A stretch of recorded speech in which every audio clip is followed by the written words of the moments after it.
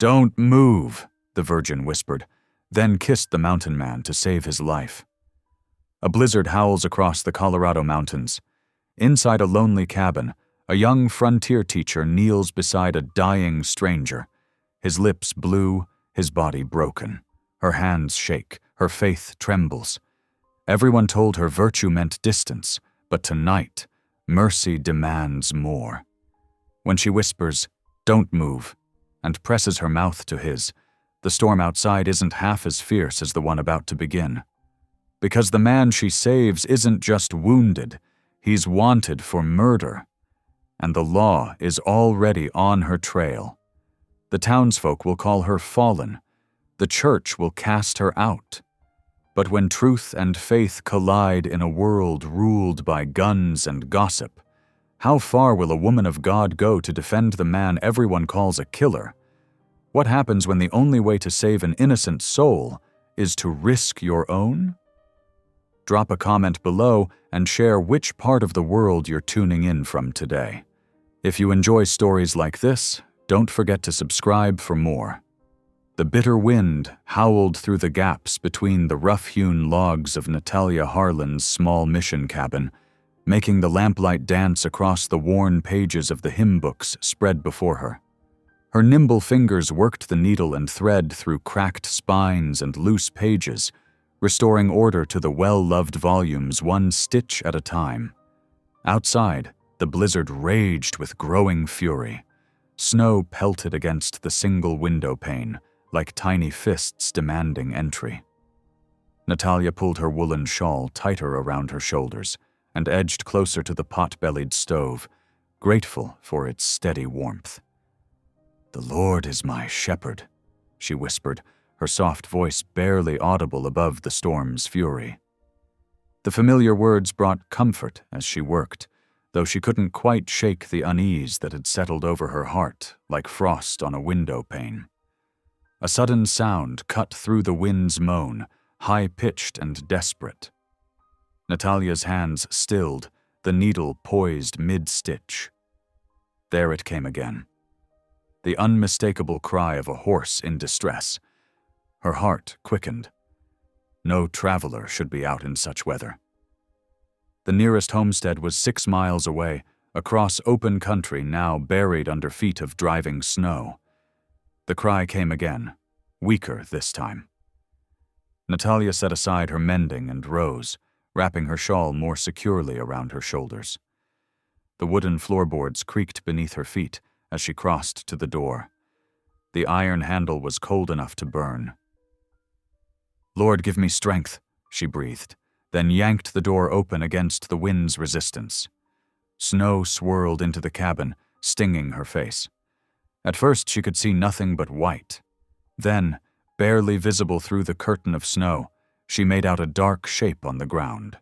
Her eyes widened as she recognized the form of a horse, collapsed on its side. And beneath it, her breath caught, a man's body, half buried in the gathering drifts. Without hesitation, Natalia plunged into the storm. The snow was deep, past her knees in places, and the bitter cold cut through her skirts like a knife. She struggled toward the fallen horse and its rider, each step a battle against the wind. The horse was still breathing, its sides heaving weakly. The man lay motionless, one leg trapped beneath the animal's bulk. His beard was crusted with ice, and dark stains marked the snow beneath his shoulder. "Sir?" Natalia touched his face. His skin was frighteningly cold. "Can you hear me?" No response. She couldn't leave him here to freeze. But how could she move him? Natalia was strong from her work at the mission, but this was a grown man, likely twice her weight. "The Lord is my strength and my shield," she whispered, gathering her courage. Gripping the man's coat beneath his arms, she pulled. Nothing happened. She tried again, straining with all her might. This time he moved slightly. Natalia adjusted her grip and pulled again, muscles trembling with the effort. Inch by inch, she dragged him toward the cabin door. The wind fought her every step, trying to tear away her shawl, blinding her with snow. "Please, Lord," she gasped between pulls, "help me save him." After what seemed like hours, but could only have been minutes, she managed to get him across the threshold. The storm slammed the door shut behind them with such force that the whole cabin shook. In the sudden quiet, Natalia could hear her own ragged breathing and the steady drip of melting snow from their clothes. The lamplight revealed more clearly what she'd brought into her sanctuary. A large man in frontier dress, his beard and clothes caked with ice and snow. Blood had soaked through his left shoulder, freezing into dark crystals. Reality crashed over her like a bucket of cold water. She was alone in her cabin with an unconscious male stranger. If anyone found out, her reputation, her position at the mission school, everything she'd worked for could be ruined. But the man's lips were turning blue. If she didn't help him now, he would surely die. "When I was hungry, you gave me food," she quoted softly. "When I was a stranger, you took me in." The familiar scripture steadied her resolve. Whatever the consequences, she couldn't let this man freeze to death when she had the means to help him. Moving quickly now, Natalia built up the fire in the stove. Then she turned to her unconscious guest. His wet clothes would kill him as surely as the cold if she didn't get them off him. Her cheeks burned at the thought, but there was no help for it. She started with his coat, cutting away the frozen fabric where it had frozen to his wound. The task was made harder by her trembling fingers and the man's dead weight. Finally, she managed to expose his shoulder. The sight made her gasp. A deep gash, likely from a fall, still slowly seeping blood. "Lord, guide my hands," she prayed, gathering her medical supplies. The mission board had insisted she learn basic healing before sending her to this remote post. Now she was grateful for those lessons. As she cleaned and bandaged the wound, Natalia couldn't help noticing other marks on the man's body, old scars that spoke of a hard life in the wilderness. His hands were calloused, his face weathered beneath the ice-crusted beard. Who was he? What had brought him out in such weather? The questions gnawed at her as she worked, but they'd have to wait. For now, her task was clear. Keep him alive through the night. She covered him with every blanket she could spare, then settled into her rocking chair to keep watch. The blizzard continued its assault on the cabin walls. Natalia picked up her Bible, finding comfort in its familiar weight. "The Lord is my shepherd," she read aloud, her voice steady despite her racing thoughts. "I shall not want—" Hours passed. The man remained unconscious, but his breathing grew stronger. Color slowly returned to his face. Natalia tended the fire and changed his bandages, all the while wrestling with her conscience. Everything she'd been taught said this situation was improper. A single woman alone with an unknown man. It went against every rule of propriety she'd grown up with. The mission board would be scandalized. Her father, the circuit preacher, would be devastated. Yet every time doubt crept in, she remembered the scripture.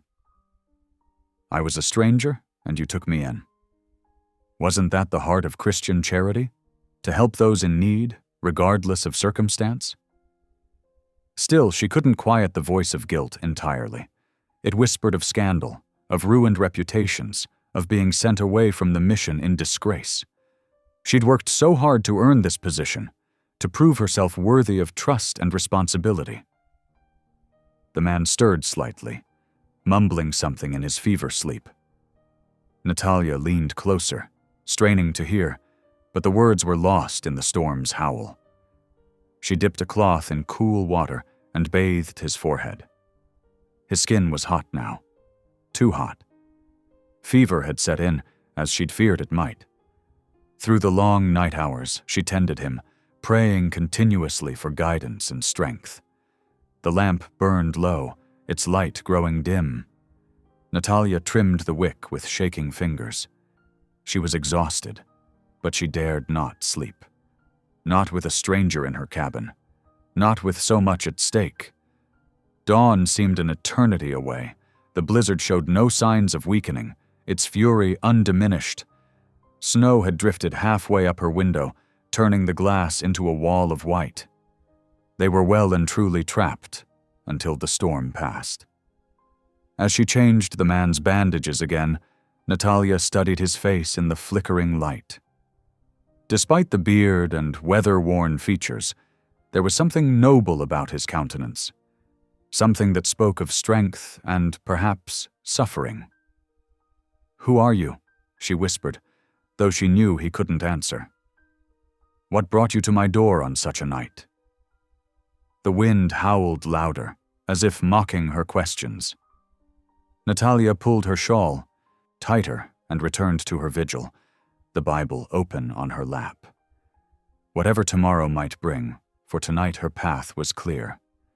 She would do what mercy demanded and trust the Lord to guide her through the consequences. Outside, the horse she'd been unable to save had grown still, becoming another shapeless mound in the deepening snow. Inside, its master fought for life beneath her borrowed blankets while Natalia kept watch, caught between duty and compassion, between the rules she'd always lived by and the higher law of Christian charity. The lamp flickered lower. Natalia reached for the oil to refill it, her movements careful and quiet. The long night stretched ahead, full of uncertainty and prayer. But she had made her choice. For better or worse, she would see it through. The night deepened like ink spreading across parchment. Natalia fought exhaustion as she tended to the stranger, her movements becoming more urgent as his condition worsened. The wind's mournful keen through the cabin's chinks matched her growing anxiety.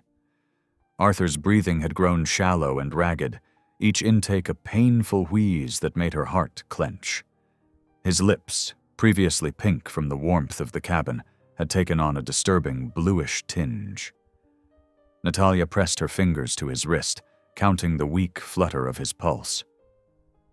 "Dear Lord," she whispered, "grant me wisdom."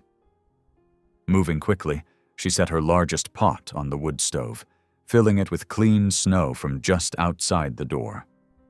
As it melted and heated, she tore one of her precious bed sheets into strips, her hands shaking but determined. The cotton was soft from years of washing, better for bandages than her rough kitchen linens. The stranger's wound continued seeping blood, darker now than before. Natalia dipped the cloth strips in the warm water and began cleaning around the gash, her movements as gentle as possible. Still, he moaned, his head rolling restlessly on her pillow. "I'm sorry," she murmured, though she knew he couldn't hear. "I must do this." A memory surfaced, from just last spring, when she'd helped tend victims of a wagon accident. An Apache woman named Morning Star had been there, sharing her people's healing wisdom with the mission doctor. Natalia had watched, fascinated, as the woman used different herbs and techniques than those taught in her medical manual. But it was another memory that seized her now. Morning Star breathing life back into a young boy who'd nearly drowned in the creek. Sometimes, the woman had explained later, the breath of the living must remind the spirit which way is home. Natalia's hand flew to her throat. Surely she couldn't. It would be beyond improper. Her father would be scandalized. The mission board would... Arthur's chest barely moved. His pulse beneath her fingers skipped and faltered. "The Lord is my shepherd," she prayed fervently, tears pricking her eyes. "Guide me in righteousness." Making her decision, Natalia leaned close to Arthur's face. "Don't move," she whispered, though he showed no sign of consciousness. Then, closing her eyes and offering up one final prayer for forgiveness, she pressed her mouth to his. His lips were cold, almost lifeless. Fighting back panic, she exhaled firmly, forcing air into his lungs. His chest rose slightly. Again she breathed for him, and again, finding a rhythm. Each breath was a prayer, each exhale a plea for his life. "Please," she whispered between breaths. "Please live." Slowly, so slowly she almost missed it at first, warmth began returning to his face. His chest started rising more strongly on its own. When she checked his pulse again, it was steadier, though still weak. Natalia sat back, trembling from head to toe. What she'd done, what she'd had to do, went against everything she'd been taught about proper behavior. Her cheeks burned with shame even as relief flooded through her. Moving on shaking legs, she gathered every quilt she owned and layered them over Arthur's still form. She dragged him closer to the fire, careful of his injured shoulder. The storm still raged outside, rattling the window panes and howling down the chimney like a wild thing seeking entry. Dawn came slowly, seeping pale light through the snow-crusted windows. Natalia sat in her rocking chair, watching Arthur sleep. His breathing had remained steady through the remaining hours of darkness. Color had returned to his face, though fever still flushed his cheeks. Her writing desk stood in the corner, paper and ink waiting. She should write to the mission board, she knew, should explain the situation, ask for guidance. It was the proper thing to do. But the storm still howled outside, showing no signs of letting up. Even if she wrote the letter, it could be days or weeks before anyone could deliver it. Days or weeks before she received a reply, telling her what she should have done. The man in her bed moaned softly. Natalia rose and went to the stove, where she'd kept broth simmering through the night. She'd made it from the last of her dried beef and winter vegetables, thin fare, but nourishing. Ladling some into a cup, she returned to Arthur's side. "Lord," she prayed aloud, her voice hoarse from exhaustion, "bless this sustenance to his healing. Guide my hands as I tend him. Show me the path of mercy." The prayer trailed off as weariness washed over her in an overwhelming wave. She'd been awake for so long, tending him through the night. Her eyes felt like they had sand in them. Her limbs were heavy as lead. "Just a moment's rest," she murmured, sinking down beside the hearth. The fire's warmth wrapped around her like a blanket. Despite her best intentions, her eyes drifted closed. The wind's voice changed as she slipped toward sleep, becoming almost musical in its howling. Through the haze of exhaustion, she heard Arthur stir again. His lips moved, shaping what might have been a name. Natalia tried to rouse herself, to listen more carefully, but fatigue had claimed her at last. The last thing she heard before sleep took her completely was the stranger's voice, rough as pine bark, murmuring words she couldn't quite catch. The storm raged on outside, but in the cabin's warmth, both rescuer and rescued slept, one by choice and one by necessity, while the fire burned low and morning crept closer on snow-muffled feet. Morning crept into the cabin like a shy visitor. The storm's fury had spent itself some time before dawn, leaving behind a profound silence that seemed to ring in Natalia's ears. Her eyes fluttered open to find herself still curled beside the hearth, muscles protesting from sleeping on the hard wooden floor. The fire had dwindled to mere embers, barely warming the space. Natalia rose stiffly, wincing as her bones creaked like old wagon wheels. The cabin's chill urged her to move, despite her body's complaints. She reached for the woodbox, adding kindling and small logs with practiced care. Within moments, fresh flames licked upward, casting welcome warmth across the room. Her gaze drifted to Arthur, still deeply asleep on her bed. His chest rose and fell in steady rhythm now, so different from the desperate gasps of the night before.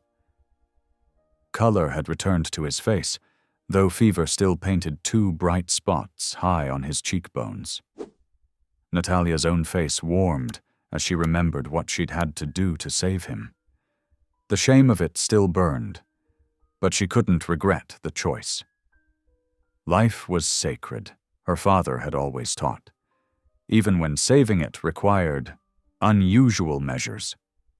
His coat hung dripping by the door, heavy with melted snow. She ought to tend to it properly before the leather was ruined. Moving quietly, Natalia lifted the sodden garment and carried it closer to the fire. Water ran from the hem, pattering on her floor like the last echoes of the storm. As she arranged the coat on her drying rack, something crinkled in one of the pockets.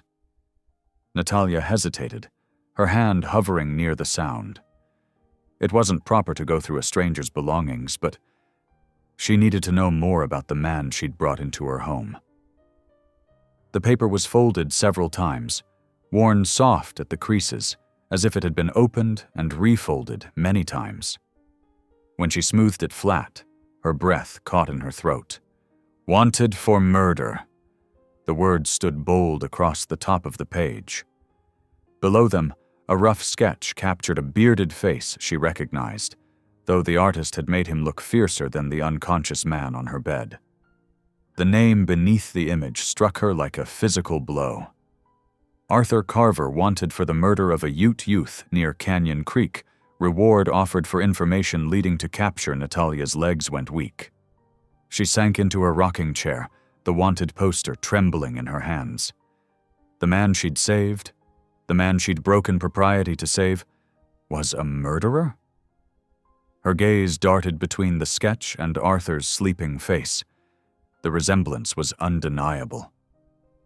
"Oh, Lord," she whispered, "what have I done?" A sound from the bed made her start. Quickly, she folded the poster and slipped it beneath her Bible on the side table. Her heart thundered so loud she was certain Arthur would hear it when he opened his eyes. He groaned again, shifting beneath the quilts. His eyes opened slowly, blinking against the morning light. For a moment, he seemed confused, gaze wandering the unfamiliar cabin. When his eyes found Natalia, they sharpened with awareness. "Ma'am," he said, his voice rough as creek gravel. He tried to sit up but fell back with a grunt of pain. "Please, lie still," Natalia said, forcing steadiness into her voice. "Your wound needs time to heal." "Much obliged for your help." His politeness surprised her. It didn't fit with the image of a murderer. "Reckon I'd have frozen solid out there if you hadn't found me." "The Lord guides our paths," she answered automatically, the familiar words feeling strange in her mouth. How could Providence have led a killer to her door? "Been a while since anyone mentioned the Lord to me in a kindly way." A shadow crossed his face, there and gone, like a cloud passing over the sun. Natalia busied herself at the stove, trying to hide her trembling hands. "Would you like some tea? It will help with the fever." "Thank you, ma'am. That's right generous of you." She brought him a cup of willow bark tea, helping him sit up enough to drink. His movements were careful, deliberate, not the actions of a violent man, but she reminded herself that evil often wore a pleasant face. "Might I ask where I am?" Arthur's eyes met hers over the rim of the cup. They were gray, she noticed, like the sky before snow. The mission. She opened her mouth to tell him, then remembered the poster. If he knew he was at a mission station, he might worry about the law being notified. Might do something desperate. "You're at a line cabin," she said, the lie bitter on her tongue. "I watch it for the Double R Ranch during winter." Arthur nodded slowly. "Long way from anywhere." "Yes." That much was true, at least. "The storm's passed, but the snow's still deep. You'll need to rest here a while longer." Through the window, weak sunlight had begun to touch the drifts, making them glitter like diamond dust. A few icicles dripped slowly from the eaves, the first hint of melting. Natalia's gaze strayed to her Bible, knowing what lay beneath it. The man on her bed spoke softly and minded his manners. He thanked her for her help and drank his tea without complaint. Everything about him contradicted what that poster claimed. But if it was true, if she was harboring a murderer? The Ute boy's face rose in her mind, though she'd never seen him. How old had he been? What was his name? Did his family still mourn him? The questions gnawed at her like hungry wolves. She'd offered mercy without knowing the whole truth. Now that she did know, or thought she knew, what was the right path? What was just? What was Christian? The four Bible's presence seemed to weight the room, pressing down on her with all its commandments of mercy and justice both. She'd always thought she understood right from wrong, good from evil. But now, Arthur had closed his eyes again, his breathing evening out into sleep. The fever still held him in its grip, making him vulnerable as a child. Looking at him now, Natalia couldn't match him with the brutal killer the poster described. But she couldn't dismiss it either. She moved to the window, watching the slow drip of melting snow. Her reflection ghosted in the glass, a pale oval of uncertainty. The morning light touched everything with painful clarity, yet nothing felt clear at all. The wanted poster waited beneath her Bible like a snake coiled under a rock. Natalia had offered shelter to a stranger, as Christ commanded. But had her mercy given refuge to evil? The question echoed in her mind, unanswered as the silence left behind by the storm. 2 days passed, like molasses in winter. The storm's aftermath left Natalia's world wrapped in white silence, broken only by the occasional crack of ice-laden branches surrendering to their burden.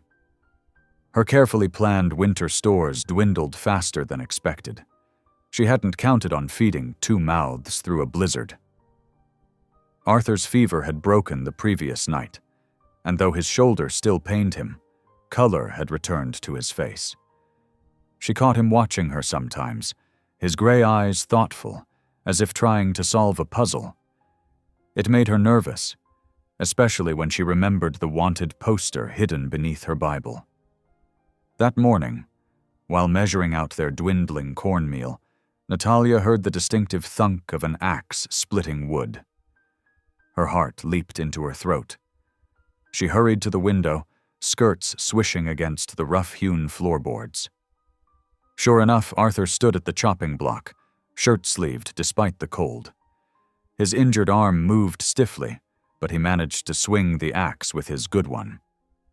Each stroke sent chips of wood flying across the pristine snow. Natalia yanked her shawl from its peg and rushed outside. "Mr. Carver, you shouldn't be doing that, your wound." He paused mid-swing, breathing hard. Sweat gleamed on his forehead despite the biting cold.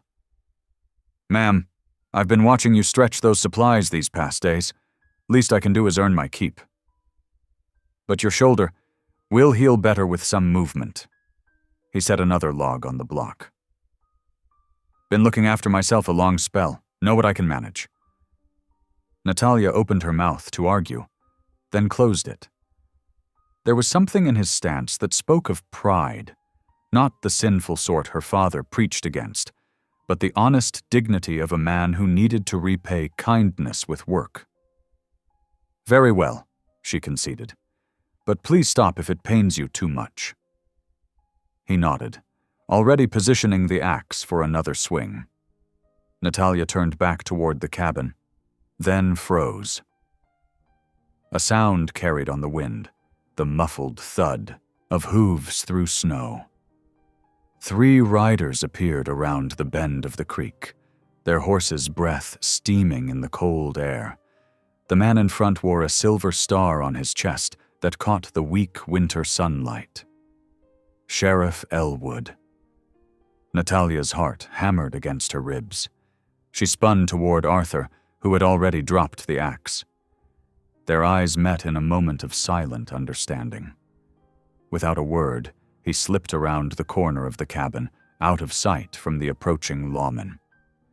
Natalia forced herself to walk calmly to the cabin door. Inside, she heard the soft scrape of the trap door to the root cellar being lifted, then carefully lowered. She busied herself at the stove, willing her hands not to shake as she set the coffee pot to heat. Heavy boots thumped on her porch. A knock rattled the door. "Come in," she called, proud of how steady her voice sounded. Sheriff Elwood ducked through the doorway, removing his hat. Snow fell from his boots onto her clean floor. 2 deputies followed, their eyes sweeping the cabin's interior. "Miss Harlan." The sheriff's smile didn't reach his eyes. "Surprised to find you all alone out here after that storm." "The Lord watches over his servants, Sheriff." She gestured to the steaming pot. "Coffee?" "Much obliged." He settled himself at her small table, hat in his lap. "We're tracking a dangerous man, Miss Harlan. Murderer. Trail led this way before the snow, and now we're checking all the outlying places he might have holed up." Natalia poured coffee into tin cups, painfully aware of the trap door beneath her feet. Was Arthur listening? Could they hear him breathing? "I haven't seen anyone," she said, setting the cups before them. "The storm was fierce. I doubt anyone could have survived out in it." The sheriff's deputy, a weasel-faced man with tobacco-stained teeth, spat into her hearth. "Tracks leading to your woodpile look fresh." "I've been chopping wood," Natalia said quickly, perhaps too quickly. "A woman alone must do for herself." Sheriff Elwood studied her over his coffee cup. "The man we're after, Arthur Carver, he's dangerous, godless, killed a Ute boy in cold blood, then fled rather than face justice." He leaned forward. "It would be a grave sin to shelter such a man, Miss Harlan, a sin against both God's law and man's." Natalia felt the weight of the wanted poster, still hidden beneath her Bible.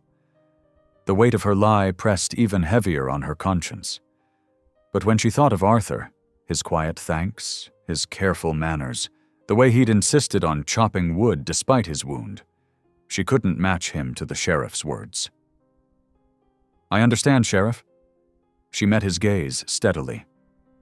"If I see anyone suspicious, I'll send word to town." "See that you do." He set his empty cup down with a sharp click. "We'll be watching this area. Man like that, he's bound to show himself sooner or later." The deputies finished their coffee in sullen silence. When they rose to leave, their chair legs scraped across the floor like accusations. At the door, Sheriff Elwood paused. "Strange times we're living in, Miss Harlan. Hard to know who to trust." His eyes swept the cabin one last time. "We'll be back if the trail leads this way again." Natalia stood in the doorway, watching their tracks fade into the snow-covered landscape. Only when they disappeared around the creek bend did she close the door and sag against it, her legs weak with relief. The trap door creaked open slowly. Arthur emerged like a ghost, dust from the root cellar coating his shirt. Their eyes met across the room, hers wide with lingering fear, his dark with something that might have been shame. "I'll go at first light," he said quietly. "You've risked too much already." Natalia straightened, gathering her scattered courage. "You're not strong enough. The passes are still deep with snow. You'd freeze before reaching the next shelter. Better that than bringing trouble to your door." His voice was rough. "What the sheriff said about me." "I don't know what's true," Natalia interrupted. "But I know what I've seen these past days. A man who says his prayers before meals, who insisted on chopping wood despite his wound, who speaks gentle and minds his manners." She took a deep breath. "Until the pass is clear and you're strong enough to travel, you'll stay. We'll speak no more about anything else." Arthur studied her face for a long moment. Finally he nodded. "Yes, ma'am. Much obliged." Night fell early, as it always did in winter. Natalia prepared a simple supper of cornbread and beans, stretching the meal with extra water. They ate in comfortable silence, broken only by the pop and crackle of the fire. After the dishes were washed, Arthur took up his usual place near the hearth, leaving Natalia the bed. The wanted poster still lay beneath her Bible, its presence like a shadow between them. But when she looked at Arthur's profile in the firelight, his strong hands clasped loosely in his lap, his eyes focused on some distant thought, she couldn't find it in her heart to regret her choice. Whatever truth lay behind that poster, whatever consequences might come, she had chosen mercy. The rest was in God's hands. Outside, the wind whispered through snow-laden pines. Somewhere in that vast white wilderness, 3 riders carried word of a killer on the loose. But here, in this small cabin warmed by firelight and fragrant with wood smoke, Natalia found an unexpected peace in her decision. They would keep their silence until the passes opened. What came after? Well, that was tomorrow's burden to bear. The days stretched like molasses in winter, slow and sweet with unexpected warmth. The storm cycle that had brought Arthur to Natalia's door seemed determined to keep him there, sending fresh snow every time the old began to melt. Between blizzards, weak sunlight turned the white landscape to blinding crystal, but dark clouds always gathered again on the horizon, promising more storms to come. Arthur's wound healed steadily under Natalia's careful tending. The angry red around the stitches faded to pink, then to the pale beginning of a scar. His strength returned in measures, first sitting up without wavering, then standing straight, and finally walking without the gray pallor of pain crossing his features. One morning, as Natalia prepared their breakfast of cornmeal mush, she heard an odd scratching from above. Looking up, she saw water dripping through a dark spot in the ceiling. The weight of accumulated snow had worked loose some of the cabin's aging shingles. Before she could speak, Arthur was already reaching for his coat. "Got some spare shingles in your shed?" "Yes, but you shouldn't," Natalia began. "Roof won't fix itself," he said simply, already heading for the door. "And you can't have water coming in with winter not half done." She watched through the window as he examined the roof from the ground, then disappeared into the shed. He emerged with an armful of wooden shingles and a determined set to his jaw. Despite her protests about his recent injury, he climbed the rough ladder he'd propped against the cabin wall. Natalia kept one eye on him as she went about her morning tasks, ready to run for help if his wound reopened. But Arthur moved with the sure-footed confidence of a man used to working at heights. By midday, the leak was fixed, and he'd replaced several other suspicious-looking shingles for good measure. That same afternoon, he noticed the iron bands on her water barrel had worked loose, leaving it prone to leaks. Without being asked, he heated the bands in her hearth until they glowed red, then reassembled the barrel tighter than before. His hands, she noticed, moved with the precision of someone who'd done honest work all his life, not the desperate movements of the murderer the sheriff had described. During her evening prayers, Arthur always sat quietly in the corner, head bowed in what might have been respect, or might have been his own form of worship. He never interrupted, never scoffed, never made her feel foolish for her devotions. When she sang hymns while working, she sometimes caught him listening with an expression that spoke of longing for something lost. These small gestures of respect built between them like river stones, each one small, but together forming a path across troubled waters. She found herself watching him when he thought she wasn't looking, trying to reconcile the gentle man who carved wood by her fire with the wanted poster's stark accusations. One evening, as they sat at her small table sharing a simple supper of beans and salt pork, Arthur mentioned his past work with the railroad. His voice carried the distance of someone touching memories they'd rather forget. "Scouted the western routes," he said, breaking off a piece of cornbread. "Before the troubles started. Back when we thought the iron rails might bring peace instead of greed." Natalia wanted to ask more, about the troubles, about what changed, about the Ute boy. But the shadows in Arthur's eyes warned her away from such questions. Instead, she asked about the land he'd seen, and his face lightened as he described mountain meadows filled with wild flowers and valleys where hot springs sent steam rising like prayer into the dawn air. That night, as snow fell soft and thick outside, Arthur sat by the fire with his hunting knife and a piece of pine wood. His hands moved slowly, deliberately, shaping something from the pale wood. Natalia tried not to watch too obviously as she mended one of her worn dresses, but curiosity got the better of her. Finally, he held up a delicately carved wooden spoon. The handle was simple but elegant, with subtle curves that fit naturally in the hand. He studied it in the firelight, then held it out to her. "Something to remember mercy by," he said quietly, not quite meeting her eyes. "Seems right you should have something for your trouble." Natalia took the spoon carefully, running her finger along its smooth bowl. The wood was satiny beneath her touch, worked to a finish fine as silk. Something caught in her throat. Not quite a smile, but close. "Thank you," she managed. "It's beautiful." He nodded once, already turning back to the fire. But she saw how her words eased something in his shoulders, as if her acceptance of this small gift helped balance some vast debt he carried. The next morning broke clear and cold.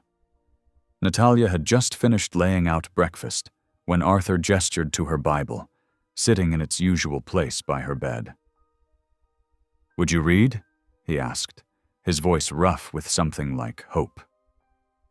"Been a while since I heard the good book proper."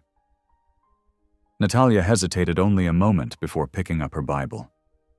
They sat at the table, morning light streaming through frosted windows, as she opened to where she'd left off in her daily readings. Her voice trembled slightly as she began reading, all too aware of the verses that lay ahead, words about judgment and grace, about mercy and justice. Arthur sat with his eyes closed, listening intently as she read of blind men receiving sight, of prodigal sons welcomed home, of debts forgiven. When she reached the passage about judgment, her voice caught. "Judge not, that ye be not judged, for with what judgment ye judge, ye shall be judged, and with what measure ye mete, it shall be measured to you again." The words hung in the quiet cabin air. Natalia's hands trembled slightly on the Bible's worn pages. She could feel Arthur's stillness across the table. Not tension, exactly, but a deep listening that seemed to take in more than just the words. She continued reading, moving through verses about grace freely given, about hearts of stone replaced with hearts of flesh. As she read, morning light strengthened through the windows, casting their shadows long across the plank floor. The familiar words took on new weight in the presence of this man who carried such a burden of judgment, who had shown her nothing but respect and gratitude despite his own troubles. Just as she finished the morning's reading, a sound broke the peaceful silence, the distant but unmistakable rhythm of hoofbeats crunching through snow. Arthur's head snapped up, his body tensing like a wolf catching a scent. Natalia's heart began to race as the sound grew closer. The fragile peace they'd built over these days suddenly felt as delicate as the frost patterns on her windows. She looked at Arthur, seeing in his face the same knowledge. Their time of quiet trust was about to be tested again. The hoofbeats drew closer, echoing off the snow-covered hills. Whatever came next would challenge everything that had grown between them. Her choice to show mercy, his careful proving of himself worthy of that mercy, the delicate balance they'd found between judgment and grace. Natalia closed her Bible slowly, her finger marking the place where they'd stopped reading about forgiveness and justice. The morning light caught the carved wooden spoon on her table. A simple gift, freely given, carrying more meaning than its maker had perhaps intended. The hoofbeats grew louder still. The sixth morning dawned crisp and clear, sunlight glinting off fresh snow. Natalia had just finished sweeping her small cabin's floor when a soft knock interrupted her routine. Arthur, who had been stoking the fire, instantly tensed. "Stay back," Natalia whispered, moving towards the door. Through the frost-clouded window, she could make out a slight figure huddled on her doorstep. When she opened the door, cold air rushed in along with the sight of a young native girl wrapped in a threadbare blanket. Snow dusted her dark hair, and her lips had taken on a bluish tinge. She couldn't have been more than 16 years old. "Please," the girl said, her English halting but clear enough. "Looking for brother. Shot near river." Her eyes, bright with intelligence despite her exhaustion, searched Natalia's face. "People say maybe you help." From the corner of her eye, Natalia saw Arthur stiffen at the hearth, his hand gripping the poker too tightly. Something in his posture spoke of recognition. "Come in, child," Natalia said, reaching out to guide the shivering girl inside. "What's your name?" "Tansy," the girl answered, her teeth chattering. She clutched the thin blanket closer around her shoulders. Arthur turned his face away, moving deeper into the shadows by the fire. His reaction didn't escape Natalia's notice, nor did the way his shoulders seemed to carry an even heavier burden than before. "Let's get you warm first," Natalia said, leading Tansy to the table. She ladled hot beef stew from the pot that had been simmering on the stove. "When did you last eat?" "2 days," Tansy answered, her eyes fixed on the steaming bowl Natalia set before her. She picked up the spoon, the one Arthur had carved, with trembling fingers. While the girl ate, Natalia moved quietly around the cabin, gathering a warm quilt and heating water for tea. Arthur remained by the fire, his back turned, though she could see the tension in every line of his body. Tansy ate slowly, carefully, showing manners that spoke of proper upbringing despite her current state. When she paused to look around the cabin, her gaze fell on the window, and the horse tethered outside in the lean-to shelter Arthur had built. The spoon clattered against her bowl. "That horse," she whispered, her voice suddenly sharp with recognition, "belonged to brother's friend, white man who rode with him before." She trailed off, her dark eyes now scanning the cabin with new wariness. Arthur's shoulders hunched further, though he didn't turn around. Natalia saw his hand press against his healing wound, the injury that had brought him to her door that stormy night. "You're safe here," Natalia assured Tansy quickly, though her own heart had begun to race. The pieces were falling into place. Arthur's wound, the wanted poster, this girl's missing brother. She pushed the thoughts aside, focusing on the immediate need before her. "You're exhausted. Let me make up a cot for you." Tansy's suspicious gaze darted between Natalia and Arthur's back, but exhaustion clearly weighted her limbs. She nodded slowly, finishing her stew in silence. Natalia busied herself preparing a sleeping space, using her spare cot and extra quilts to make a warm nest in the corner farthest from where Arthur usually slept. All the while, her mind worked furiously, trying to reconcile what she knew with what she suspected. Once Tansy was settled, her eyes already drooping despite her obvious effort to stay alert, Natalia knelt by her own bed. Her evening prayers came harder than usual, words tangling as she asked for wisdom, for guidance, for protection for all under her roof. The cabin had grown dark except for the fire's glow when she heard the door creak open. Looking up, she saw Arthur's silhouette stepping out onto the porch. After checking that Tansy slept soundly, Natalia followed him. The night air bit through her shawl. Snow crunched under her boots as she joined Arthur at the porch railing.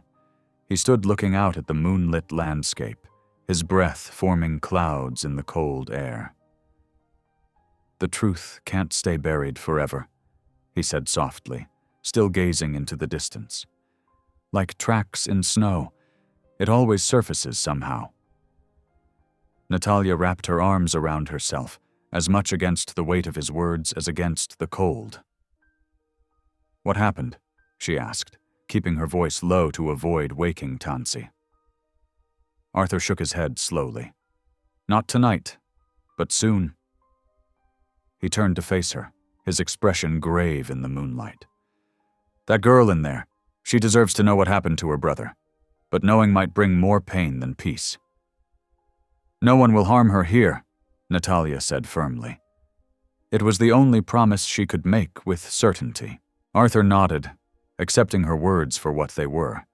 Neither accusation nor absolution, but a line drawn in the snow between past and present. "Reckon that's all any of us can ask for right now." They stood in silence for a moment longer, watching their breath mingle with the night air. The moon cast their shadows long across the snow-covered porch, while inside the cabin, the fire crackled and settled. Finally, Arthur spoke again, his voice rough with emotion. "You've shown more mercy than most would, Miss Harlan. To a stranger, to a wanted man, and now to a girl who might be my undoing. I won't forget that." "Mercy isn't measured out according to merit," Natalia replied quietly, thinking of her morning's Bible reading. "Or else none of us would deserve it." Arthur's laugh was barely more than a breath. "Reckon that's true enough." He straightened, wincing slightly as the movement pulled at his healing wound. "Best get some rest. Tomorrow's likely to bring its own trials." Natalia nodded, but remained on the porch a moment longer after Arthur went inside. She looked up at the stars, bright and cold in the winter sky, and whispered one more prayer, not for wisdom this time, but for strength. Whatever truth lay buried beneath the surface of Arthur's past, she suspected they would all need strength to face it. When she finally returned inside, the cabin was quiet except for the soft breathing of its occupants and the occasional pop from the fireplace. Tansy slept soundly, her young face peaceful in sleep, while Arthur had settled into his usual spot near the hearth. Natalia lay down on her bed, pulling her quilt close against the night's chill.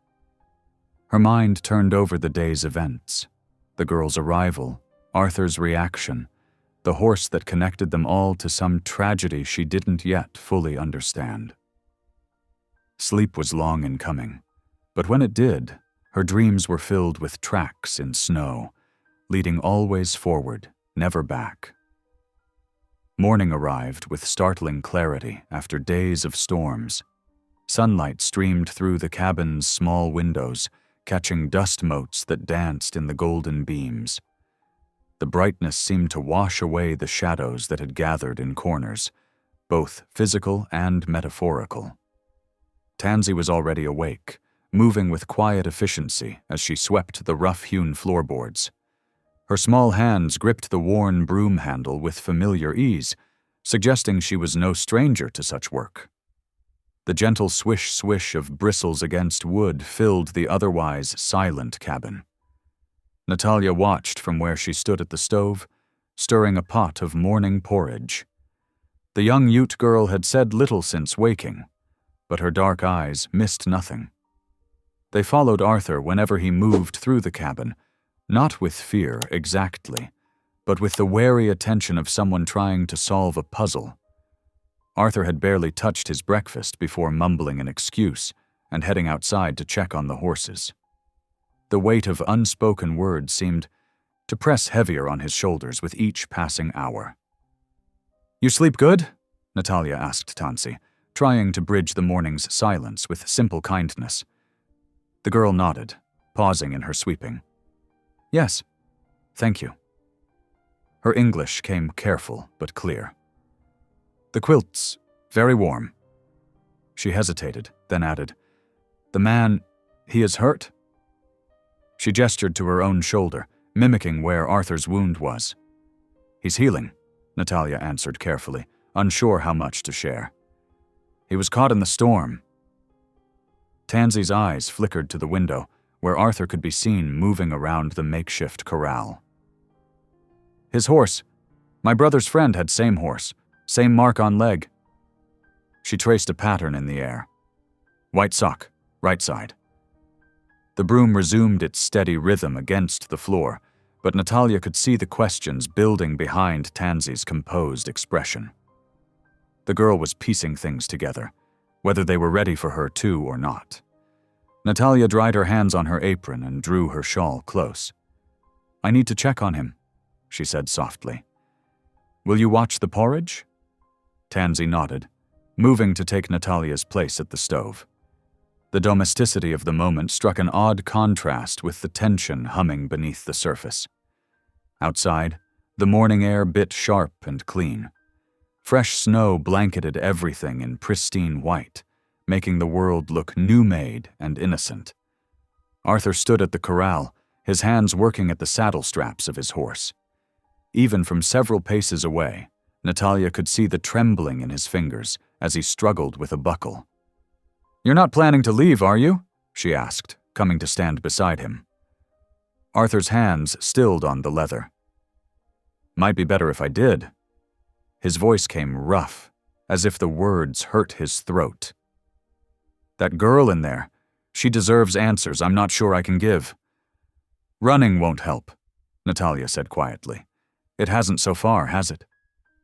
He turned to face her then, and the pain in his eyes made her chest ache.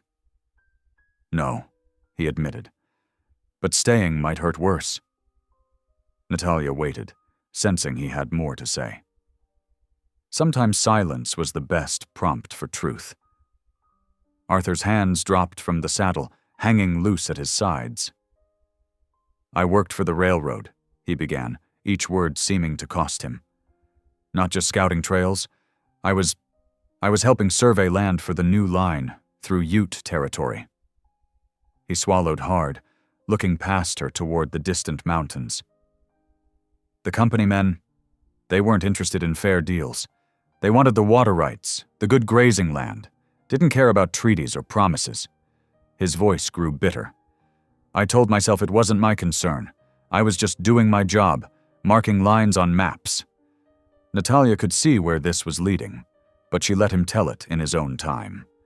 The morning sun cast long shadows across the snow as Arthur continued. "Tansy's brother, his name was Ahiga. He came to negotiate, brought a few others with him. They wanted to work something out, peaceful-like."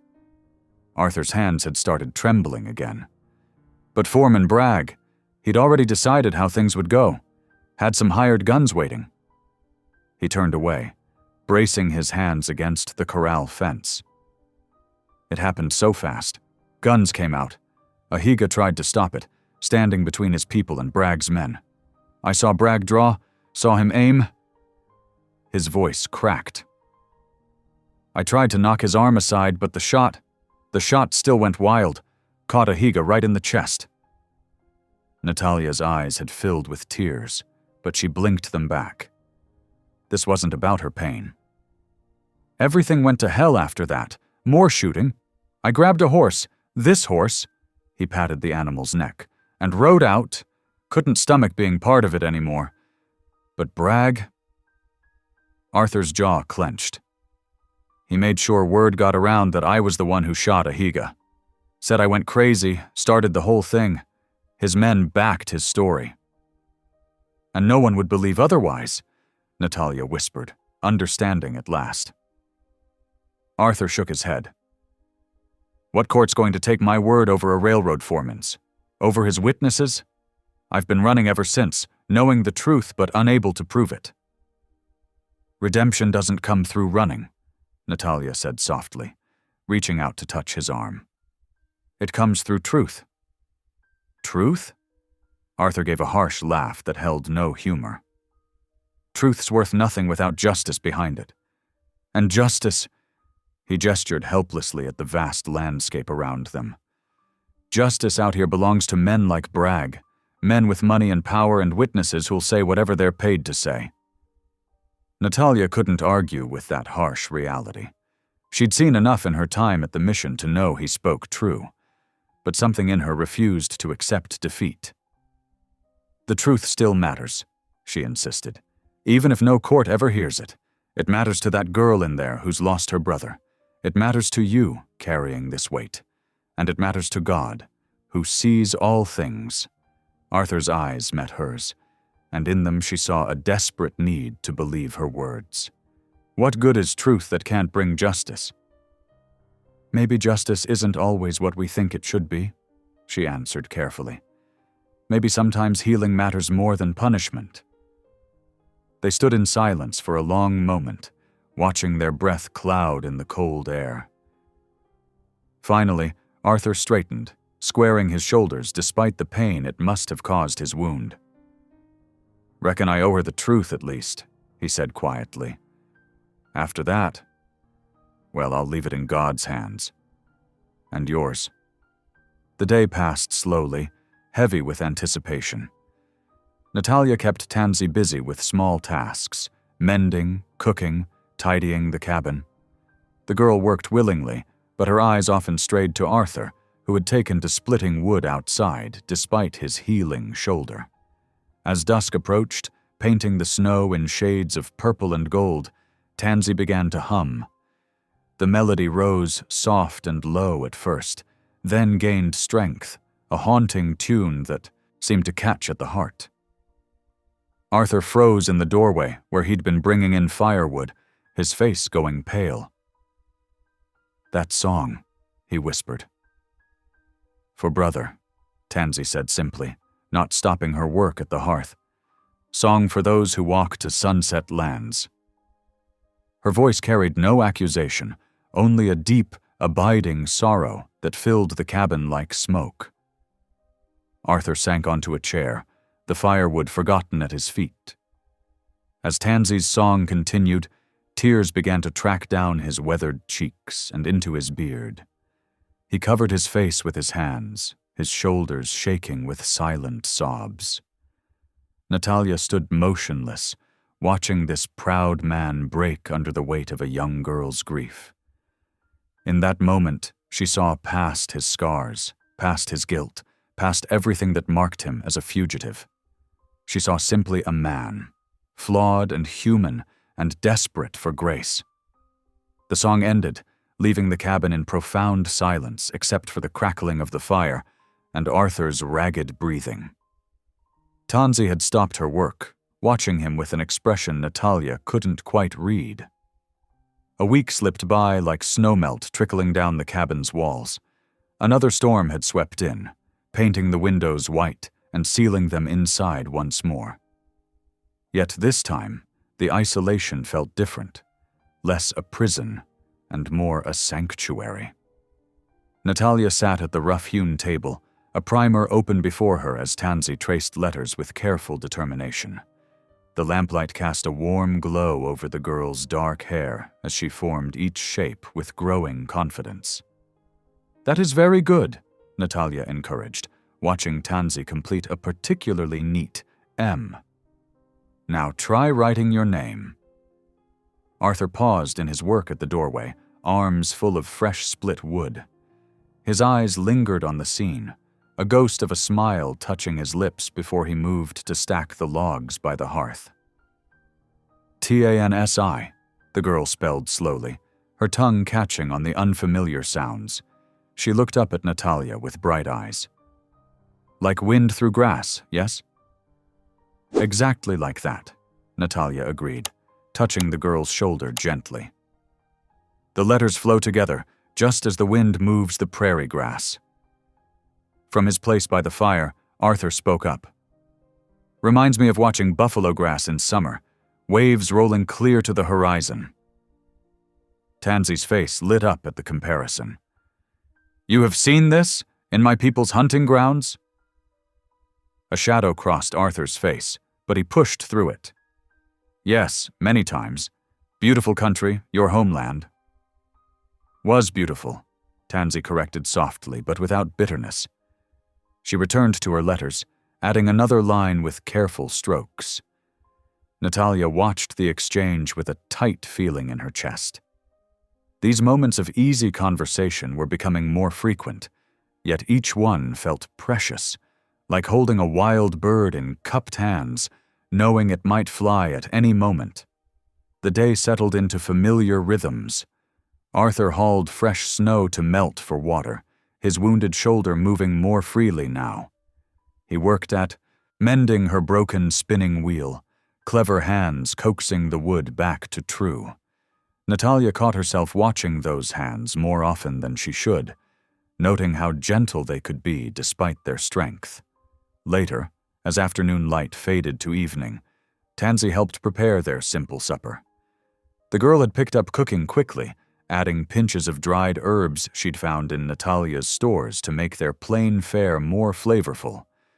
The familiar domestic sounds, knife on cutting board, water bubbling, spoon against pot, filled the cabin with comfort. A sudden laugh from Tansy made both adults look up. She was pointing at Arthur, who had managed to tangle himself in yarn while trying to wind it for Natalia. His beard had caught several strands, making him look like a very disgruntled cat. "Here," Natalia said, moving to help him. "Let me." Her fingers worked carefully to free the yarn, trying to ignore how close she had to stand, how she could smell leather and wood smoke on his clothes. "Much obliged," he murmured when she finished. "Reckon I should stick to tools and leave the fancy work to you ladies." It wasn't much of a joke, but they all chuckled anyway. The sound felt good, like stretch after too long sitting still. That evening, Natalia wrote in her journal by lamplight while Arthur cleaned his rifle and Tansy practiced her letters. The scratching of her pen paused as she considered her words. "The Lord works in ways beyond our understanding. Here in this cabin, 3 souls brought together by tragedy have found something like peace. I watch mercy doing its quiet work in hearts, including my own. Perhaps this is what the good book means about creating beauty from ashes." She looked up to find Arthur watching her. He quickly glanced away, but not before she caught something vulnerable in his expression. "Would you read tonight?" she asked softly. "My voice is tired from teaching." He hesitated, then set aside his work and reached for her worn Bible. His hands cradled it carefully, as if holding something precious and breakable. Finding the marked page, he began to read in his deep, quiet voice. "Come unto me, all ye that labor and are heavy laden, and I will give you rest." The familiar words took on new meaning in his voice. Natalia closed her eyes, letting them wash over her. Even Tansy stopped her work to listen, though she couldn't understand all the words. Snow fell steadily outside, but inside was warmth and light. Icicles that had formed during the day dripped slowly from the eaves, marking time like a gentle heartbeat. The thaw was coming, inch by inch, day by day. When Arthur finished reading, Tansy asked Natalia to teach her a song. "The ones you sing in morning prayers," she explained. "They have power, like our songs." Natalia chose Amazing Grace, its simple melody easy to learn. Soon, Tansy was humming along, picking up the tune quickly. Then, to their surprise, she began singing it in her own language, the familiar melody carrying strange, beautiful words that made the hymn new again. Arthur's eyes grew distant as he listened, his hands still resting on the open Bible. Natalia watched emotions play across his face. grief, wonder, hope, before he got up abruptly and went to stand by the window, staring out into the snowy night. The cabin had never felt more like home than in that moment. The thought struck Natalia with such force that tears pricked at her eyes. This was what she'd dreamed of when she'd first come west to teach. Not just lessons in books and scripture, but real connection, real change, real family. But reality couldn't be held at bay forever. Later that night, after Tansy had gone to sleep, Arthur joined Natalia by the fire. "Roads will be clearing soon," he said quietly, not looking at her. "Once the pass is open?" "You don't have to leave," she whispered, though she knew it wasn't true. "You know I do." His voice was gentle but firm. "Can't risk bringing trouble to your door. You've done too much for me already. And if I say the risk is mine to take?" Now he did look at her, his eyes dark with something that made her heart beat faster. "I won't be the reason you lose everything you've built here. Your teaching, your mission work. It matters too much." "You matter too," she said, then flushed at her own boldness. Arthur's hands tightened on his knees. "Natalia." He rarely used her name, and hearing it in his low voice sent warmth spreading through her chest. "I'm still a wanted man. That hasn't changed. Staying here, putting you in danger? It ain't right." She wanted to argue, to tell him that nothing about this felt wrong. Instead, she stared into the fire, watching the flames dance and blur through her tears. The comfortable silence they'd shared earlier had turned heavy with things unsaid. Outside, an icicle broke free and shattered on the ground, a sharp reminder that nothing, not even winter, lasted forever. Tansy stirred in her sleep, murmuring something in her native tongue. Both adults looked toward her, their expressions softening. In sleep, she looked even younger than her years, reminding them of all that had been lost and found in these strange, snowbound days. "She'll need looking after," Arthur said finally. "Her people's camp is too far north now." "She can stay here," Natalia answered. "I'll teach her properly, help her find her way." He nodded, as if he'd expected nothing less from her. "You're a good woman, Natalia May Harlan. And you're a good man, Arthur Carver." She met his gaze steadily. "No matter what that wanted poster says." He didn't argue, but she could see the doubt in his eyes. The fire crackled between them, throwing shadows on the walls. Tomorrow would bring what it brought, more snow or clear skies, the chance to stay or the need to run. But tonight, in this moment, they had peace. They had warmth. They had each other. The night deepened around the cabin as they sat in companionable silence, each lost in their own thoughts but drawing comfort from the other's presence. Natalia found herself studying the way the firelight played across Arthur's features, softening the hard lines of worry and guilt. She wanted to remember him like this, at rest, at peace, if only for a moment. When she finally rose to bank the fire for the night, Arthur caught her hand briefly. He didn't speak, just squeezed her fingers once before letting go. But in that touch was everything they couldn't say: gratitude, affection, regret, hope. Natalia lay awake long after, listening to the soft breathing of her unlikely family and the steady drip of melting ice outside. She prayed for wisdom, for guidance, for a way forward that wouldn't require saying goodbye. But mostly she gave thanks for this gift of time, however brief it might prove to be. The morning dawned clear and bright, sunlight glinting off crusty snow. Natalia stood at her cabin door, adjusting her shawl and watching her breath cloud in the crisp air. After weeks of isolation, the weather had finally eased enough for her to make the journey to the mission church. "You sure about riding out alone?" Arthur asked, splitting wood near the corral. His axe bit deep into a log with practiced ease. trail's still treacherous in spots. Old Benjamin won't let me fall, she said, patting her mule's weathered neck. The beast flicked his ears at the sound of his name. Besides, people will talk if I miss another service. Arthur paused, wiping his brow. Reckon they'll talk anyway. She couldn't argue with that truth. Her absence had surely been noticed, and frontier towns survived on gossip like plants needed water. Still, she had to go, both to maintain appearances and because her soul craved the familiar comfort of worship. I'll keep Tansy busy, Arthur promised, gesturing toward the cabin where the girl still slept. Maybe teach her about leather work. Got some tack needs mending? Natalia nodded, grateful for his quiet understanding. She mounted carefully, gathering her skirts and the reins.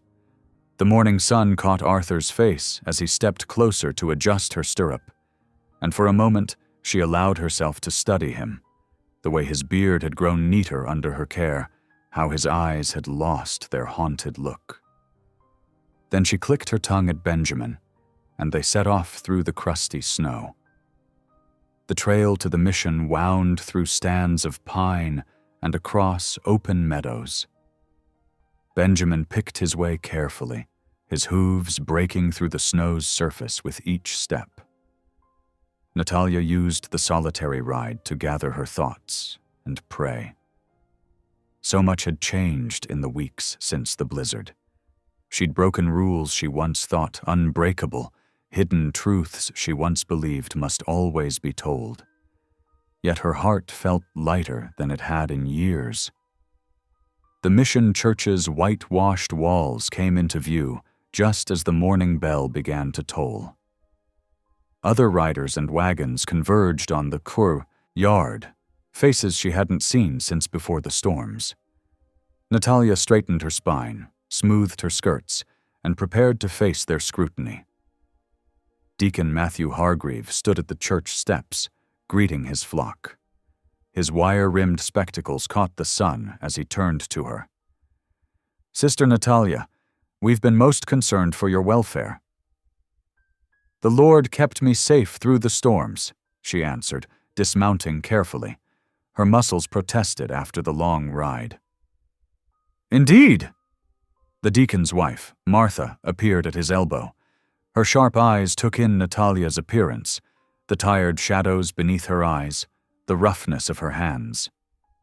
You look worn, my dear. The isolation must have been trying. I kept busy with mending and prayer, Natalia said, trying to keep her voice steady. She hadn't realized how unprepared she was for this careful probing. And your firewood held out? Martha asked. These storms were fierce. I was running low toward the end. Someone must be keeping you well supplied now, Martha observed, glancing meaningfully at Natalia's hands. Those look like wood-hauling calluses to me. The accusation in her tone, however gentle, stung like a slap. Natalia felt heat rise in her cheeks, but forced herself to meet the older woman's gaze. The Lord provides, Sister Martha, sometimes in unexpected ways. Before Martha could respond, the final bell rang. People filed into the church, and Natalia gratefully followed. She took her usual seat near the back, aware of the whispers and glances around her. The familiar hymns and prayers washed over her, but she found it hard to focus.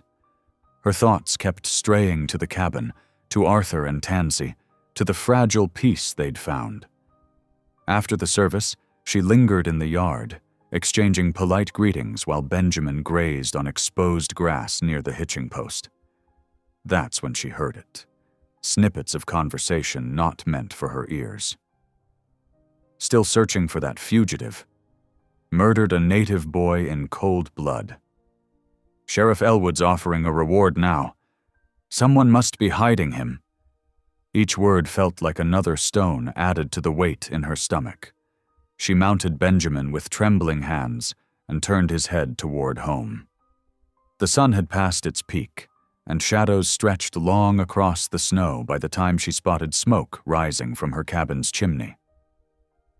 Through the window, She could see Arthur and Tansy bent over something at the table.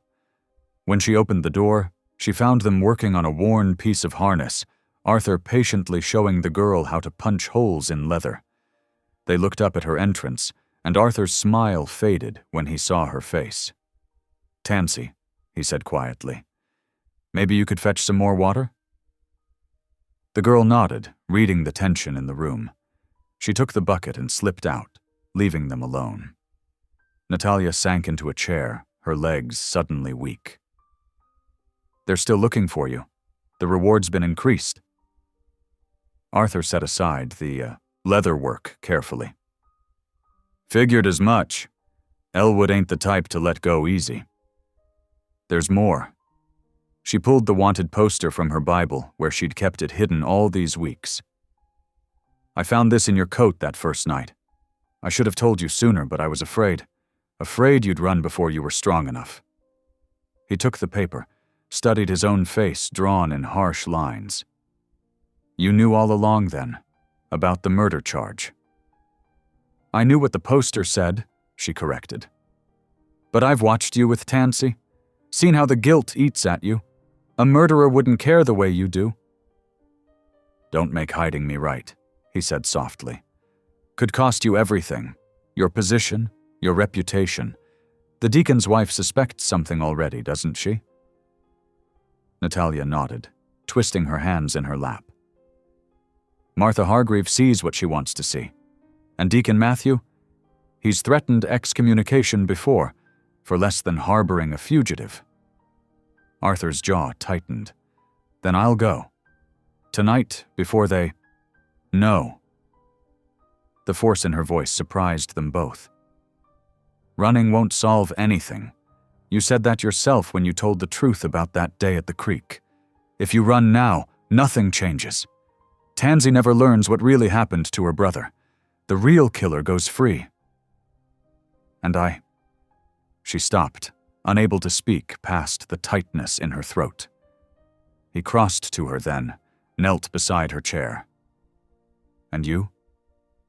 "I couldn't bear it," she whispered, "wondering if you were safe, if you were alive, if I'd ever..." His rough hand covered hers, warm and steady. "I won't run," he promised. "Whatever comes, I won't run again. But you need to understand what that means. Elwood will hear the gossip soon enough. He'll come looking here first." "I know." She turned her hand beneath his, linking their fingers. "But we'll face it together. With truth and faith. And courage," he added softly. "Like you've shown every day since you dragged my sorry self out of that snowbank." A clatter at the door announced Tansy's return. They moved apart as she entered with the water bucket, but something had shifted between them. A decision made, a path chosen. Outside, the sun sank toward the mountains, painting the snow in shades of rose and gold. Tomorrow would bring what it brought. But tonight they still had this, their unlikely family, their temporary peace, their shared trust in something stronger than fear. Natalia moved to help Tansy with the water, while Arthur returned to his leather work. The familiar routine settled around them like a warm blanket. But beneath it ran a current of anticipation. Change was coming, swift and sure as the spring thaw. They could only pray they were strong enough to weather it together. The evening passed quietly as they shared a simple supper, and Tansy practiced her letters by firelight. But Natalia caught Arthur watching the window more often, his hand straying to the rifle propped nearby. She saw how he positioned himself between the door and where she sat with Tansy. Even in this moment of peace, he was preparing for what might come. She should have been afraid, knowing discovery was inevitable now. Instead, she felt oddly calm. Perhaps it was because she'd finally spoken all her secrets aloud. Perhaps it was the certainty in Arthur's promise not to run. Or perhaps it was simply faith, not in rules or reputations, but in the deeper truth she'd discovered these past weeks, that mercy, freely given, could change everything. As she prepared for bed that night, She heard Arthur's quiet voice teaching Tansy a song. Not a hymn this time, but an old trail ballad about finding your way home. The girl's clear voice joined his on the chorus, and Natalia smiled despite her worries. Whatever tomorrow brought, this moment was real. This unlikely family was real, and that was worth fighting for. The courier's horse kicked up clumps of melting snow as he rode away, leaving Natalia alone on the cabin's porch with the mission board's letter in her trembling hands. She recognized Deacon Matthew's careful script on the envelope, and her heart sank. Taking a deep breath of the crisp mountain air, she broke the seal. Inside, formal language barely masked the stern warning. Questions have arisen regarding conduct unbecoming a mission teacher. The words blurred before her eyes. Harboring unknown persons without proper chaperone. Grave concerns about moral standing. Review of position pending investigation. Arthur's voice startled her. Bad news. She hadn't heard him approach from the woodpile, his arms loaded with split logs. Quickly folding the letter, she tried to smile. Just mission business. But he'd already seen her face. Setting down the wood, he stepped closer, careful to maintain proper distance. It's about me being here, isn't it? They don't know it's you specifically. Natalia smoothed the creased paper. But yes, Martha Hargreaves' suspicions have reached the mission board. They're questioning my fitness to teach. Arthur's weathered face darkened. I should never have stayed. Put your whole life at risk. Don't. She touched his arm briefly. We both know you would have died in that storm. Sometimes doing right costs something. Inside the cabin, Tansy hummed while stirring the soup pot. The domestic sound somehow made the threat to their peace sharper. Natalia tucked the letter into her pocket and helped Arthur carry in the firewood. They worked in silence, each lost in thought as evening settled over the valley. After their simple supper, Tansy curled up in the corner with one of Natalia's books, practicing her letters by lamplight. Arthur took his usual place by the hearth, staring into the flames. Natalia tried to focus on mending, but her fingers kept slipping on the needle. The fire had burned low when she heard it. Arthur's voice, so soft she almost missed it. He knelt before the dying embers, head bowed. Lord, he whispered, I ain't much for proper prayer, but please, don't let her suffer for showing mercy. She's got a pure heart, teaching these children out here. Don't let my troubles take that from her. If someone's reputation has to fall, let it be mine alone. Natalia's throat tightened. She saw Tansy set down her book, the girl's dark eyes fixed on Arthur's bowed form. Understanding dawned on her young face. You, Tansy said quietly. You are him. The one they hunt. The one they say killed my brother. Arthur's shoulders stiffened, but he turned to face her. Yes, I'm him. But no, I didn't kill your brother. Then why you run? Tansy's voice held more pain than anger. Why hide? Because I failed him. Arthur's words came rough with emotion. I was supposed to protect both sides, the railroad men and your people, keep peace. But I couldn't stop them fighting. When the shooting started, he drew a shaking breath. Your brother was trying to stop it too. He stepped between them, hands raised. Someone panicked. I saw the gun raise, but I wasn't fast enough. Wasn't close enough. He fell and I couldn't.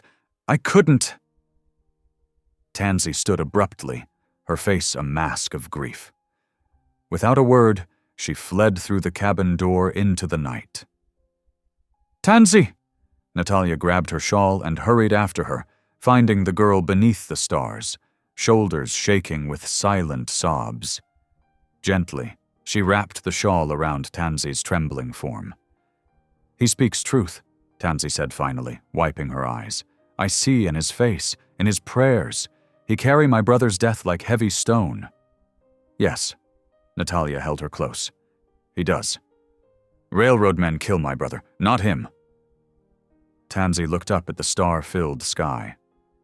Spirit knows truth. Spirit see all hearts. They stood together in the cold night air, watching their breath mist in the starlight. After a long moment, Tansy straightened. I forgive him, she said simply. Cannot bring brother back, but hate only make more death. Natalia's eyes filled with tears at the wisdom and grace in the young girl's words. Together, they walked back to the cabin where Arthur waited, uncertainty etched on his face. Tansy went to him, taking his rough hands in her small ones. I forgive, she said clearly. Spirit knows truth. Now you must forgive self.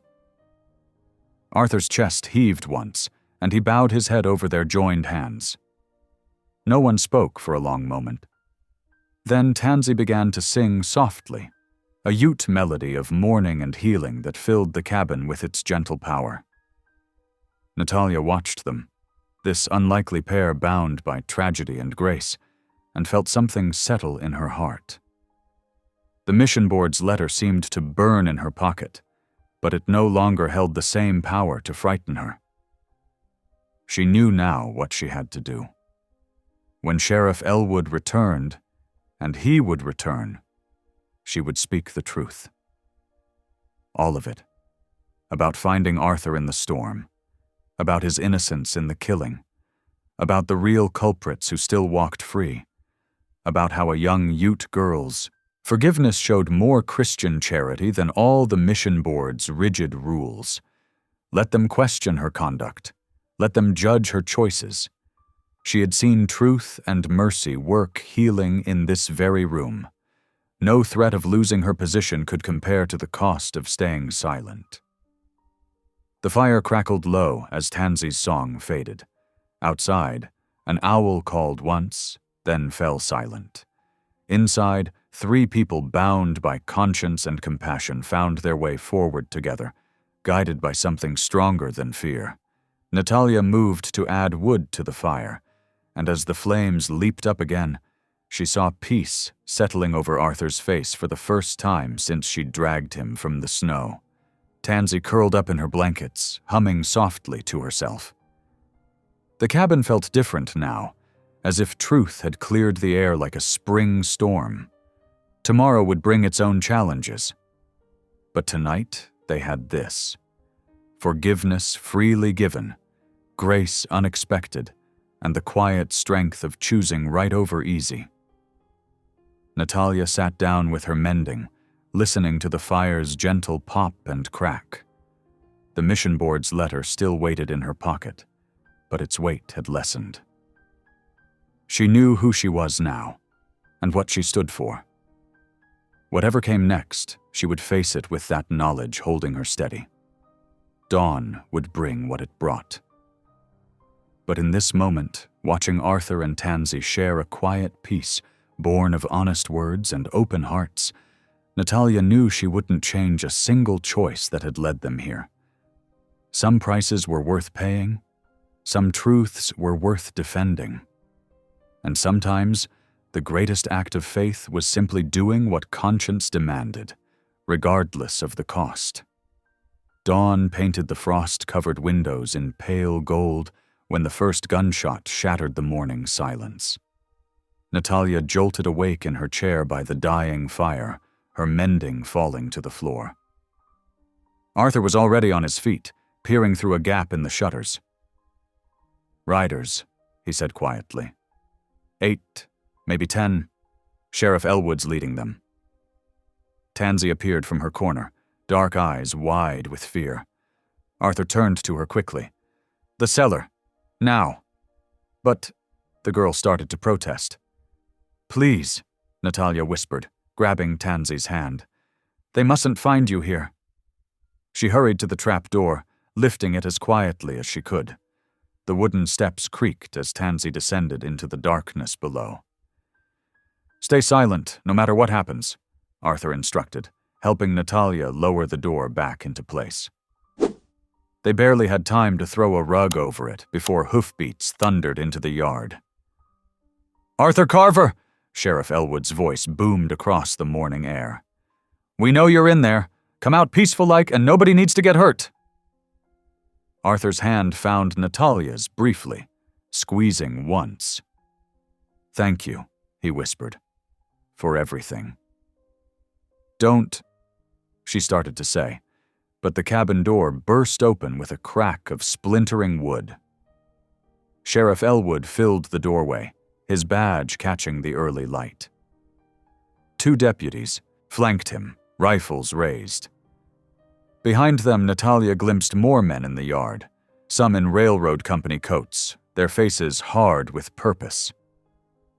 "Step aside, Miss Harlan," Elwood commanded, holding up a paper. "I've got a warrant for this man's arrest." Natalia's legs shook, but she planted herself between Arthur and the lawman. "Sheriff, please, there's more to this story than you know." "The law don't bend for sympathy, miss." Elwood's eyes swept the cabin, settling on something near the hearth.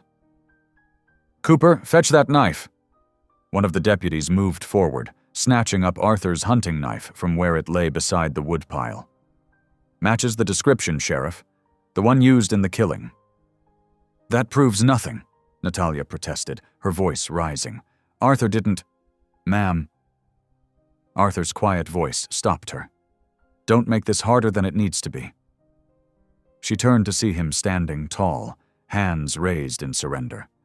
His face was calm, but his eyes held such sadness it made her heart crack.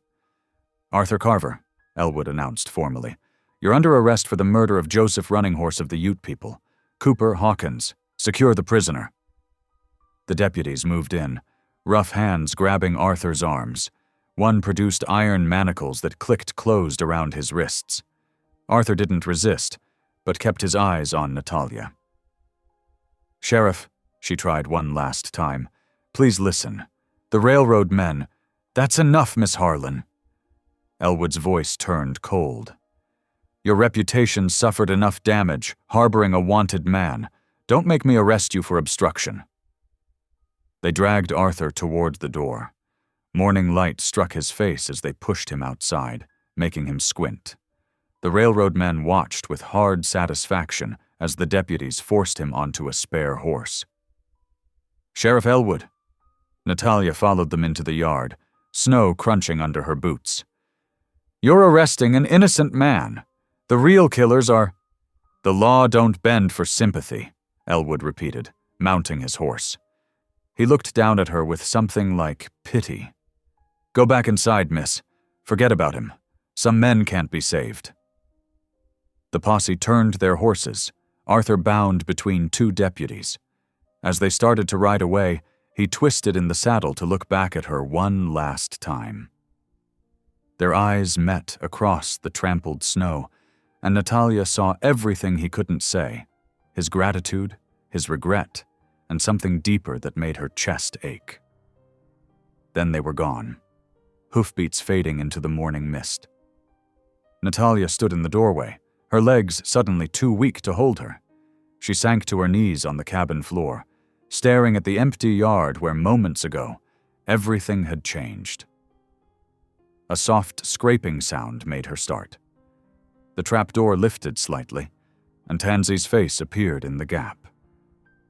The girl climbed out silently, coming to kneel beside Natalia. Without a word, she wrapped her arms around the teacher's shoulders. They stayed that way for a long moment, sharing warmth and grief. Outside, snow began falling again, fat flakes drifting through the open door. Each one seemed to whisper of loss, of choices made and prices paid, of mercy that had turned to heartbreak in the space of a morning. "What we do now?" Tansy asked softly. Natalia wiped her eyes, watching the snow erase the posse's tracks. "I don't know," she whispered. "I don't know." The fire had died completely, leaving only cold ashes in the hearth. Arthur's wooden spoon, his gift of gratitude, lay on the mantel, a reminder of all that had been and all that might never be again. Snow continued to fall, gathering in the doorway, as if nature itself were trying to soften the harsh edges of justice and loss.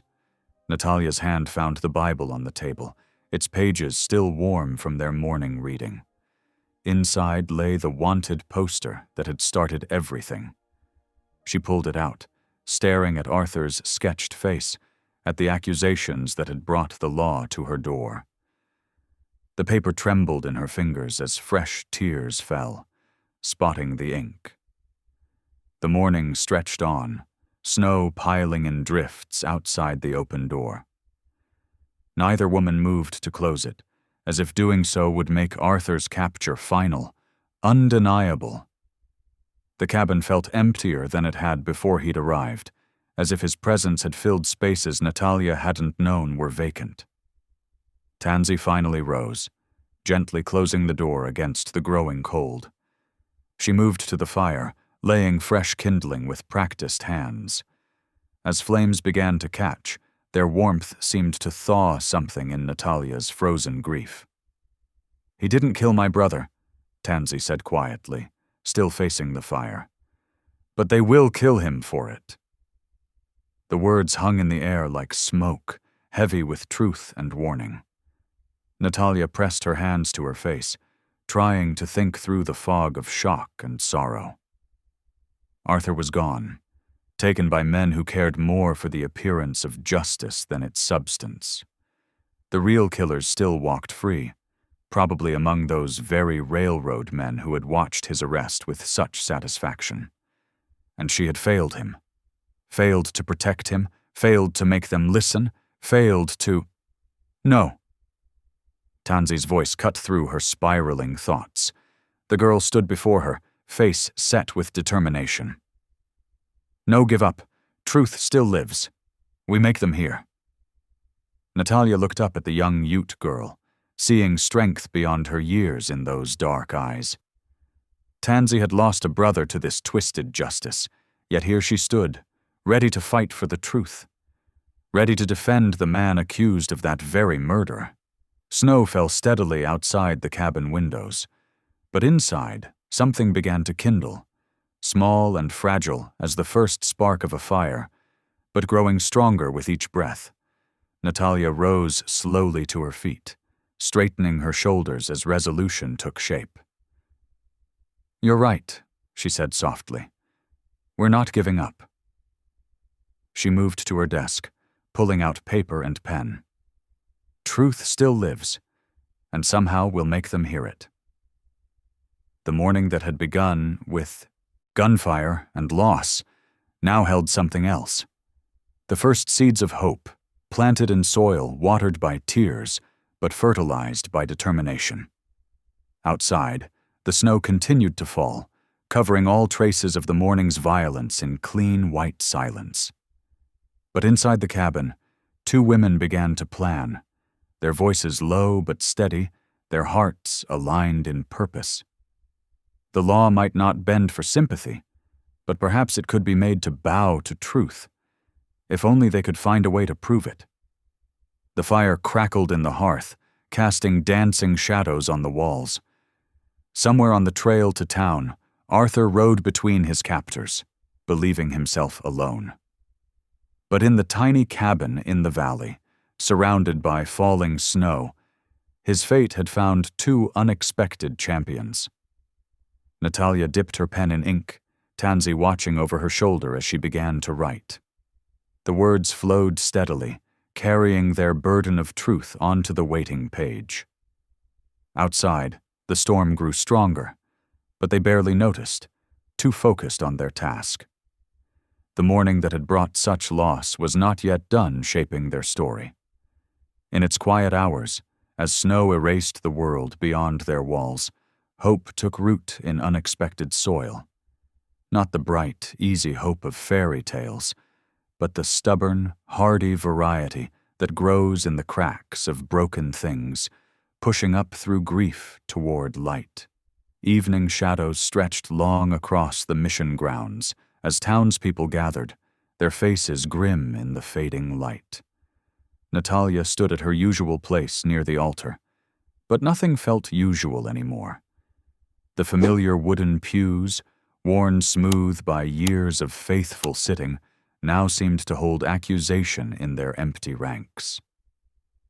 Deacon Hargreaves' boots echoed on the floorboards as he approached, clutching an official-looking letter. The candlelight caught the mission board's seal in blood-red wax.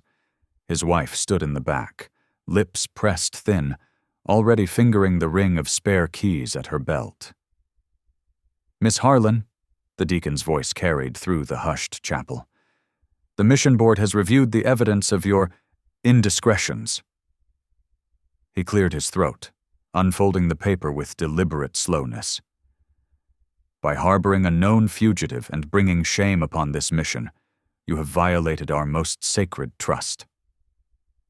Natalia's fingers tightened on her worn hymn book. The leather was smooth from years of opening to Amazing Grace and Rock of Ages. Each page held memories of children's voices raised in praise. "Therefore," Hargreave continued, "you are hereby excommunicated from this mission and stripped of all duties and privileges therein." His words fell like stones in still water. "You will surrender your keys and materials immediately." Mrs. Hargreave stepped forward, hand extended. Natalia's throat tightened as she placed her cabin key in the woman's palm. Next came the hymn books, their spines still bearing the marks of her careful mending. Last was the small cross that had hung above her desk, a gift from her first class of students. The townspeople filed out without meeting her eyes. Only young Tommy Barnes glanced back, confusion written across his face, before his mother hurried him along. Soon just empty pews remained, bearing silent witness to her shame. Natalia sank onto the front bench, staring at the altar where she'd prayed so many mornings. The familiar peace of the sanctuary had turned cold, unwelcoming. Wind whistled through gaps in the walls, making the candles gutter and dance. Hours passed as darkness gathered. She couldn't bring herself to leave, to walk away from everything she'd built here. The mission had been more than work. It had been her calling, her home. A soft footfall made her turn. Tansy emerged from the shadows, moving silently to sit beside her. The Ute girl had refused to stay hidden in the cabin, following Natalia despite the risk. "They not see truth," Tansy said quietly, her voice carrying both comfort and steel. "But Great Spirit does." Natalia touched the silver cross still hanging around her neck, the one thing they couldn't take. "I thought I knew what faith meant," she whispered. "Following rules, keeping order. But now—" Her voice trailed off as wind moaned across the plain outside, a sound like distant weeping. Days crawled past with no word of Arthur's fate. Natalia and Tansy kept to the cabin, surviving on dried beans and what little cornmeal remained. Each sunrise brought hope of news. Each sunset took it away again. On the fourth day, Ezra Miller's wagon rattled past. The old farmer pulled his team to a stop, face troubled beneath his weathered hat. "Miss Harlan," he called softly. "Thought you should know. They're saying in town the hanging's set for tomorrow dawn." He shifted uncomfortably. Railroad men pushed it through fast, before any questions could be raised. The words hit Natalia like physical blows. Tomorrow, dawn, hanging. Each one struck deeper than the last. "Much obliged, Mr. Miller," she managed. He nodded once, clucked to his horses and rolled away into the gathering dusk. Natalia stood frozen in the yard, one hand gripping the cross at her neck. The metal warmed under her fingers as certainty slowly filled her heart. She had lost everything already: her position, her good name, her place in the community. But Arthur's life was worth more than all of it. The truth had to be told, no matter the cost. Inside the cabin, Tansy looked up from mending by the fire. One glance at Natalia's face told her everything. "When we leave?" the girl asked simply. Natalia moved to gather what little they'd need. "As soon as night falls," she answered. "We have until dawn to save an innocent man." The wind rose outside, carrying the promise of another storm. But for the first time since Arthur's arrest, Natalia felt no fear. She had found something stronger than fear, the conviction that doing right mattered more than being righteous. She touched her cross one final time, then began to pack. In the deep blue hours before sunrise, Natalia gathered supplies by lantern light. Her hands trembled as she folded a spare dress into her saddlebag, knowing the next few hours could mean life or death for Arthur. The cabin's familiar shadows offered little comfort now. Tansy appeared at her side, clutching something wrapped in deerskin. "Need show you," she whispered, her dark eyes intense. "Brother's last treasure?" The Ute girl carefully unwrapped the package, revealing a small, leather-bound ledger, its corners worn smooth from handling. "Brother find this," she explained, her voice low. "Night before." She swallowed hard, unable to finish. Natalia took the book with careful hands. The pages crackled as she opened it, holding it close to the lantern's flame. Line after line of neat figures marched down each page, dates, dollar amounts, and names. Her eyes widened as she recognized Railroad Foreman Bragg's signature beside payments to Sheriff Elwood. "Water rights," Tansy explained, pointing to notations in the margins. "Railroad man pay sheriff to take our land, our creek." Her finger traced a particular entry. "Brother saw him right, that why—" Her voice caught again. Natalia's heart pounded as understanding dawned. This wasn't just a record of corruption. It was proof of why Tansy's brother had died, why Arthur had been falsely accused. The true story lay here in black ink and damning numbers. "Your brother was very brave," Natalia said softly, squeezing Tansy's hand.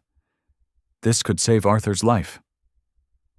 Working quickly, they gathered what they needed. Natalia wrapped the ledger carefully between the pages of her Bible and tucked it into her saddlebag. Outside, the night air bit sharp and clean.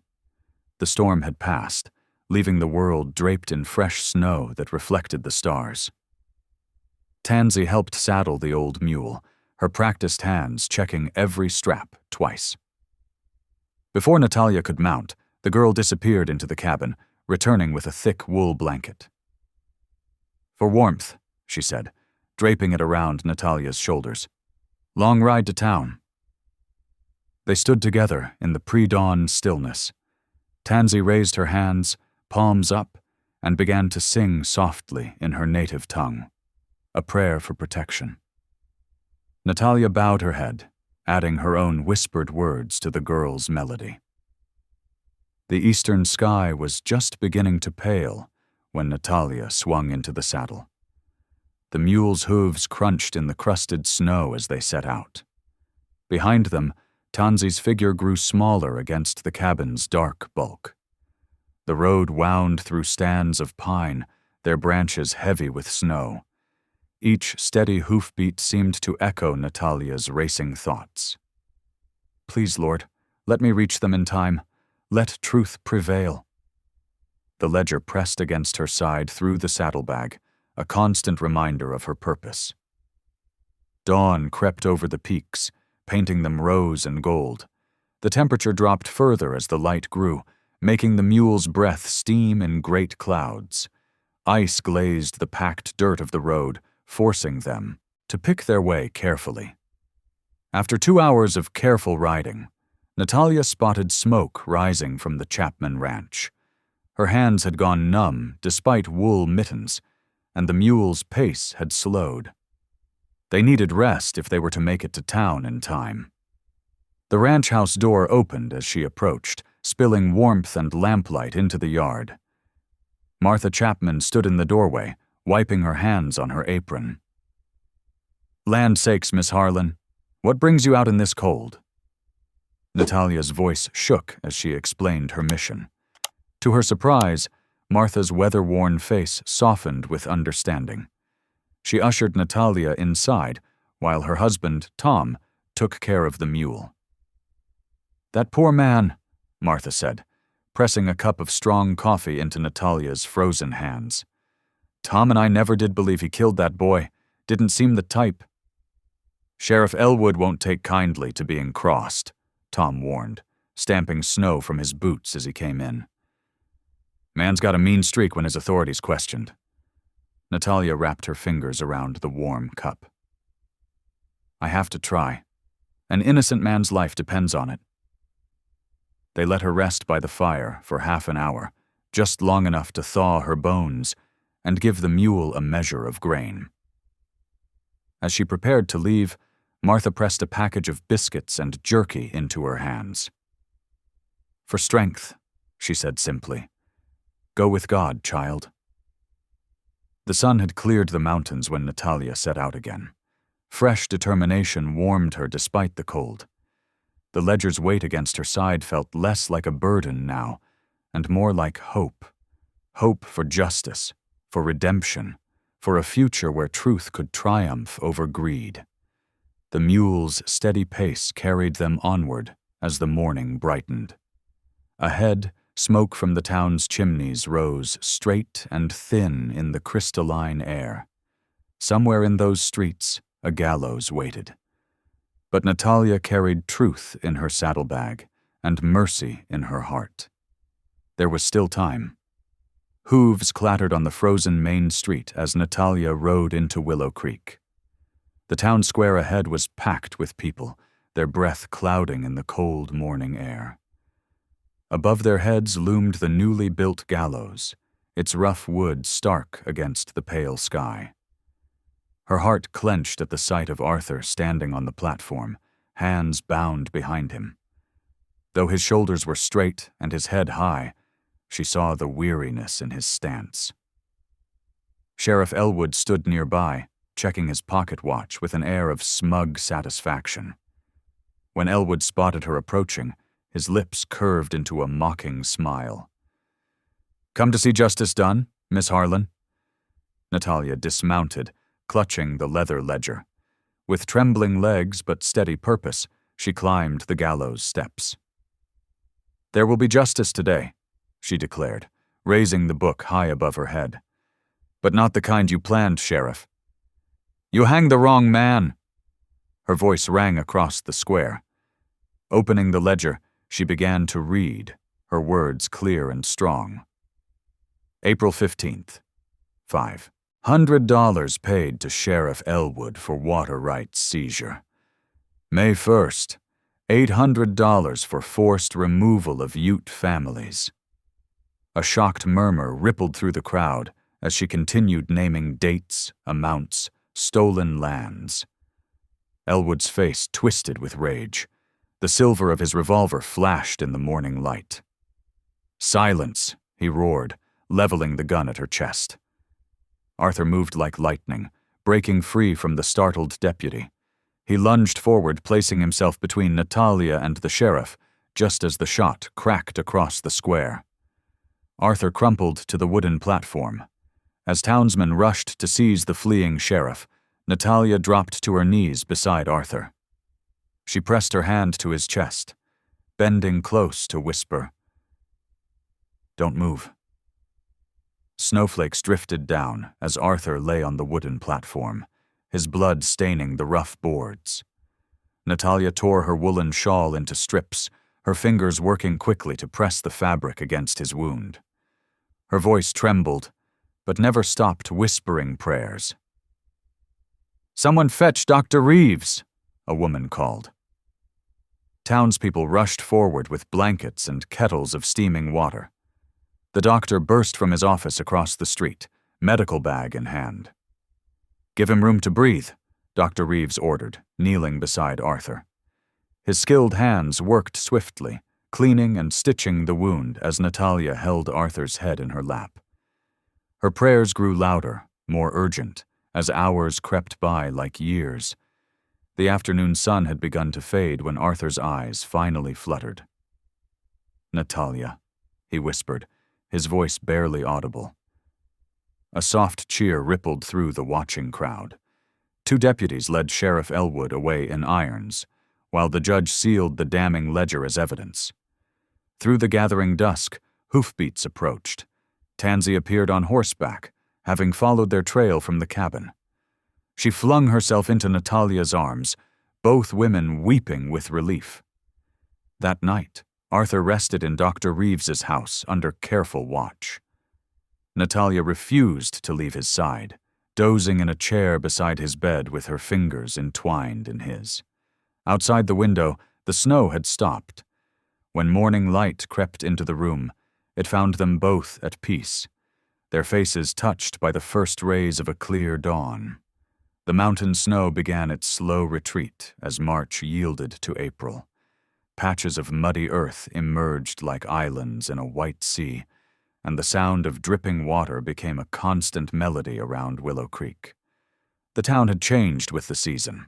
There was a lightness in the air, as if a heavy burden had finally lifted. In the town hall, beneath the rough-hewn beams, Judge Morrison formally declared Arthur Carver innocent of all charges.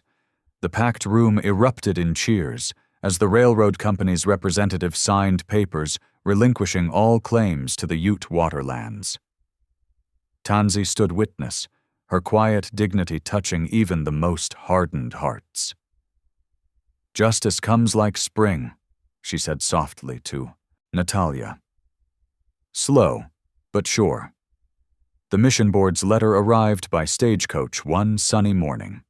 Natalia's hands shook as she broke the seal, but her fears melted away as she read their formal apology. They praised her Christian charity and requested she resume her position with full honors. The deacon himself delivered the news to the congregation, his earlier condemning voice now humble with remorse. The mission school reopened its doors wider than before. Natalia and Tansy worked side by side, teaching letters and numbers to a mixed class of settler and Ute children. Their voices joined in hymns that echoed across cultural boundaries, creating harmony where there had once been discord. "The children teach us more than we teach them," Natalia often said, watching them play together in the schoolyard. One evening, as purple shadows lengthened across the valley, Natalia sat at her cabin desk grading primers. The last rays of sunset painted the western peaks in shades of rose and gold. A gentle knock at the door made her heart skip. She knew that sound. Arthur stood on her porch, his left arm still bound in a leather sling. His beard was neatly trimmed now, his clothes clean and pressed, but his eyes held the same gentle warmth she remembered from those storm-bound days. In his good hand, he held something wrapped in soft deerskin. "Evening, Miss Harlan," he said, his voice carrying a hint of nervousness she'd never heard before. "Arthur," she breathed, stepping aside to let him in.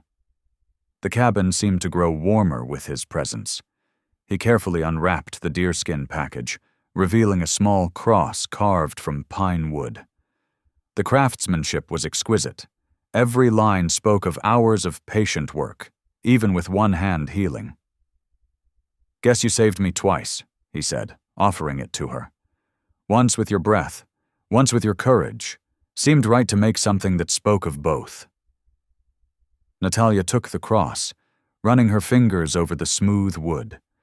Her eyes filled with tears as she remembered those desperate moments, the first time breathing life into his frozen body, the second time standing before Elwood's gun. "No, Arthur," she said softly, looking up at him with shining eyes. "The Lord just borrowed my lips." She smiled. Both times. Outside, the evening air carried the sound of melting snow running like silver ribbons down the mountainside. Through the cabin window, lamplight cast a warm glow on their faces as they stood close together, the carved cross between them. In that moment, all the fear and doubt of the past months dissolved like winter frost in spring sunshine. Faith had led them through the storm, Love had given them courage, and mercy had brought them home at last. Thank you for listening. Stories connect us in the most unexpected ways. If you felt that spark today, make sure you're subscribed. I share a new one daily, and the next might change your day.